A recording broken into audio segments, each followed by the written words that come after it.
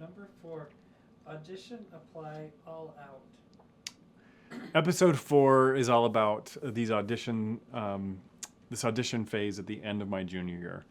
And I'd kind of reached this new realization, like there's a ton of stuff that I can be doing my senior year, and I think I'm going to do it all.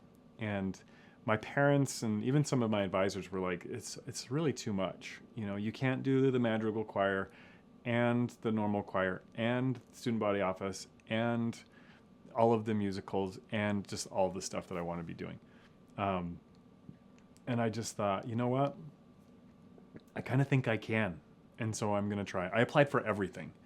And it was really a thrill at the end of that junior year you try out and you get it, and you try out for the other thing and you get it, and you try out for and it was like I was trying out, and there was no doubt in my mind that I would get like the role that I wanted or the position that I wanted.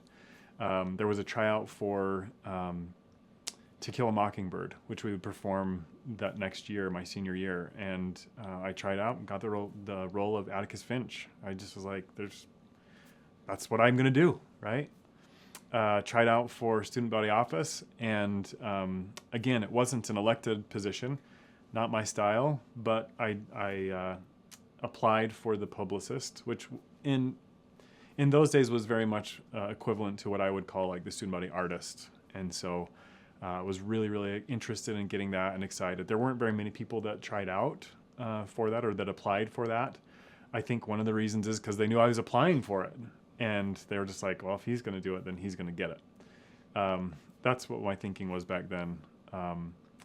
And then trying out for the show choir. And I just thought, well, I know I didn't make it last year, but I also know the talent that's available to go in there. And I'm pretty sure that I have a good chance of getting in. And of course, it happened. And when you try out for so many things at that age and everything just happens, it's a little hard to do that with humility. At least it was for me. And I tried to be humble about it, but I just knew that it was almost like that was my calling, was to be involved in all those things and to shoulder the load of like an Atticus Finch, right?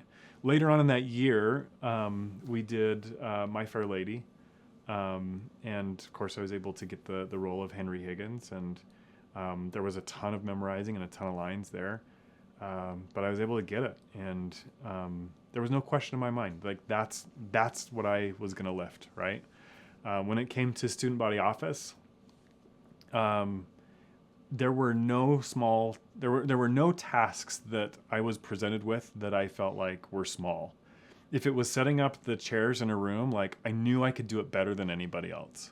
Let's set them up this way because it's the most effective way. Or let's just stick around and put things away because if we don't, someone else is going to have to, right? And I feel like that set me apart a little bit from others. Maybe they weren't as satisfied in their role. Maybe they tended to complain, but I felt like the relationship that I had with the advisors and the teachers that I had at the time was just awesome. It was stellar. There were some moments where I would just go to a teacher and say, you know what, like, I've got some other stuff going on. Like, do you mind if I just not go to class? Or do you mind if I just take my assignment and work on it somewhere else where I can just kind of be, you know, in a better space? And the trust that they had in me was phenomenal. And I loved it. I loved that year. What are some of the other bullet points that it says? You said you were able to sell some things and do some artwork. Oh, yeah. So one of the tricky things about being involved in extracurricular activities at that age is everything comes with a cost. If you're going to be in student office, you're going to need to buy a sweater, and it's going to be $100 and change or more, right? If you're going to be in choir and go to Disneyland, you're going to have to pay for your Disneyland trip. If you're going to be on the tennis team, then it's going to cost some money to register and all that kind of stuff. And again, my family's financial situation at the time was really, really tricky. I didn't think that there was much money to spend on anything. At that age, I was really good at deciding, okay, if I want 5 things, I'm just going to decide on the thing that I want the most and just ask for that one thing. And maybe I'll get lucky. And maybe these other things will pan out. I don't know. But that's my memory. My parents maybe could share their own opinions. Maybe that is not how they felt. Maybe we asked for too much. But man, they bent over backwards. I think about what they were able to do for us kids. Not just me, but some days it probably felt impossible. And they found a way. And so huge lesson for me now, because I'm having those same conversations with my wife about the kids' activities and how are we going to do this and all that kind of stuff. What was the question that I'm... You said you'd sold some artwork. Oh, okay. Yeah. So, as I'm able to show the school, some different things with my role as a student officer, as the artist or as the publicist, I had kind of created, and I'd always aspired to create kind of my own version of the logo, or like a caricature version of the logo. And I landed on this look of this knight that was kind of squirrely looking. He kind of resembled in some cases like the man that you see in the center of the Boston Celtics logo, you know, kind of this like cartoonish type of person. Well, ours was a knight. And so I illustrated it to kind of have that same vibe, but be a knight, kind of like a ornery, like I'm tough kind of a knight, right? And I sketched him up in all these different ways. And so there was a couple of different versions of that. And lo and behold, one of the things that I was hoping to have happen happens. I didn't make the basketball team. I didn't have a relationship with the coaches much at all. But somehow, because of how I'm able to put my artwork around the school, the basketball coach, he comes to me and he says, hey, this is really cool stuff that you're doing. I'm wondering if we could do some custom stuff for the basketball team. And I was like, are you kidding me? Absolutely. And then he says, and I'll pay you for it. How much? You know? And so we settled on a price, which was just very, appropriate for the time, I'll say.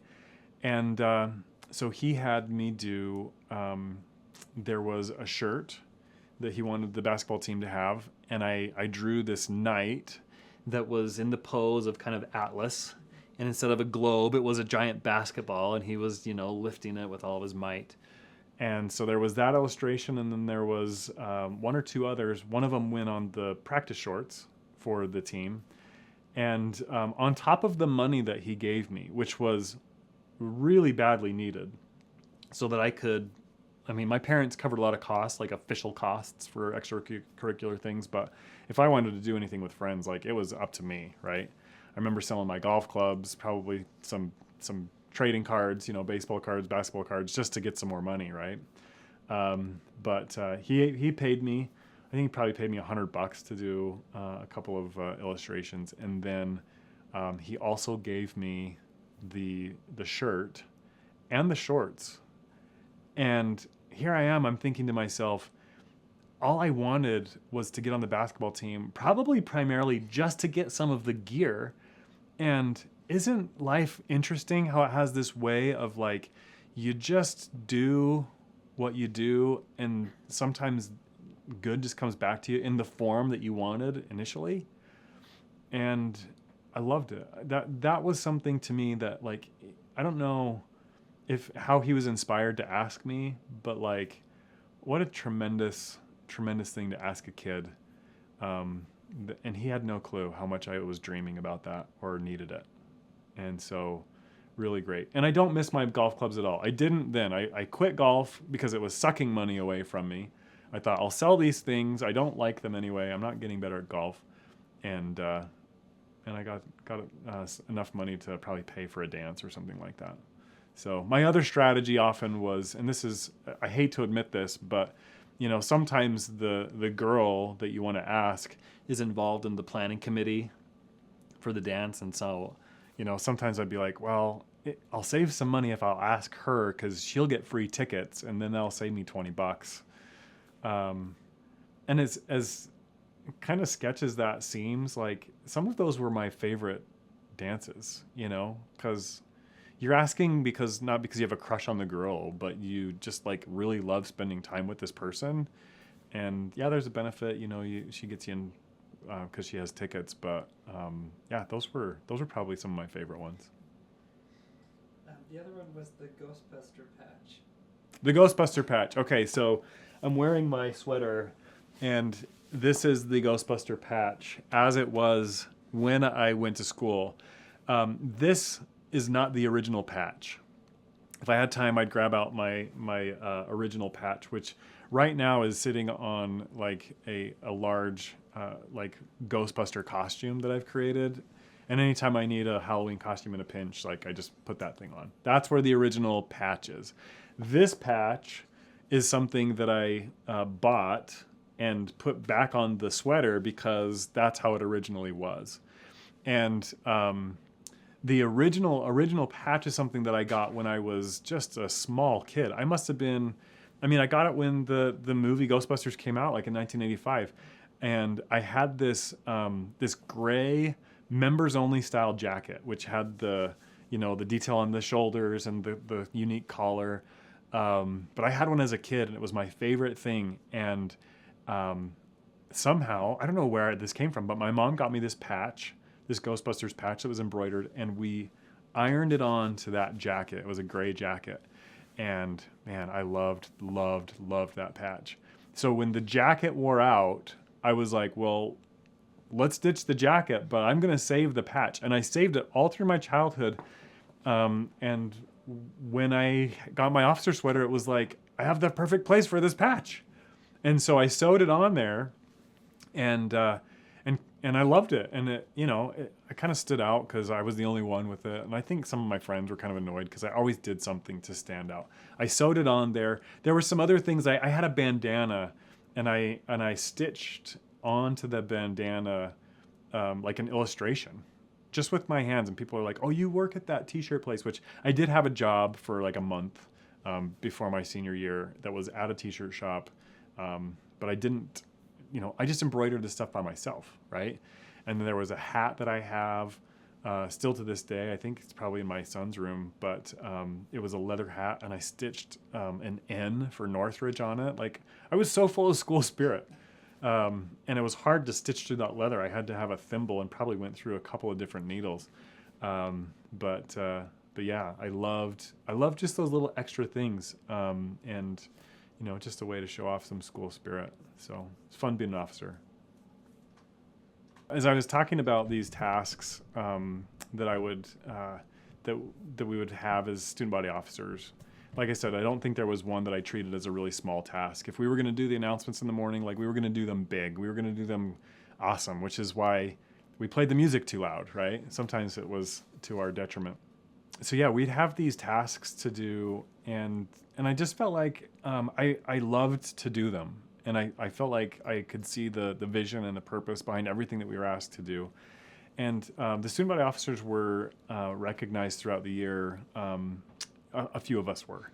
And it was the coolest award. It was like a rock that was like a paperweight, and then it had your name on it. And in the rock was a sword, like Excalibur. And I was like, that is the coolest thing. Like, I would do anything for that thing, right? And sure enough, one of those awards, there was only 4 of them awarded to the group. There was probably 12 of us in the group, but 4 of us got one, and I got one. And it was just one of those things that was just like, wow, like you work hard, you show up, and this is going to sound really cheesy, but dreams come true. Like my high school experience from the beginning to the end was just kind of recognizing, okay, this isn't working my sophomore year. And towards the end, it was just like, everything's just working like crazy good. I loved it. It was a lot of fun.